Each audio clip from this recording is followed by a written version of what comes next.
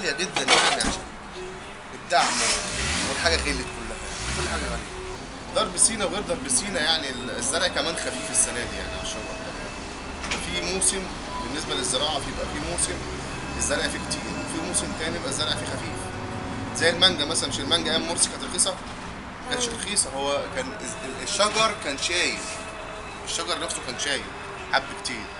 فعشان كده يعني حاجه من عند ربنا سبحان الله. الشجر كده بيجي فتره حاجه طبيعيه، بيجي فتره كده بيحمل، وفتره تانية وطبعا عشان الجو لما بيبقى حر الزرع بيكتر، عشان خاطر ان بياخد بقى ايه، بياخد وقته. الاسعار غاليه في كل حاجه برضو، وفي منها برضو ناس برضو يعني في تجار برضو احتكار وكل ده برضو. هو يعني ممكن في حاجات معينه بس غصب عنهم.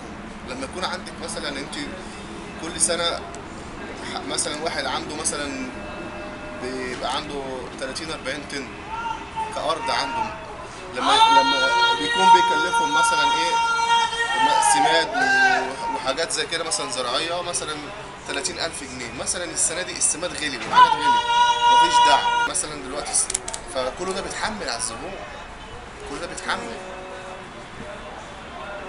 هو لو وزاره الزراعه لو تدعم الفلاح هيبقى مستريح، الفلاح دلوقتي مش مستريح. الاول كان هنا في بشر، البلد دي كان في بشر كتير في السوق ده جامد.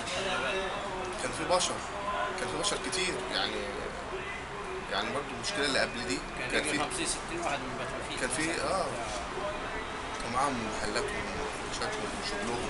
المشاكل اللي حصلت عندنا في البلد هنا خلت ناس كتير قوي تمشي من السوق يروحوا العبور واكتوبر، وبعدين السوق هنا ما اشتغلش عشان خاطر الواحد يروح اكتوبر يلاقي مثلا موز والحاجات المستورده، فبيجيب كل حاجته بالمره ونفس الايه بنفس العربيه.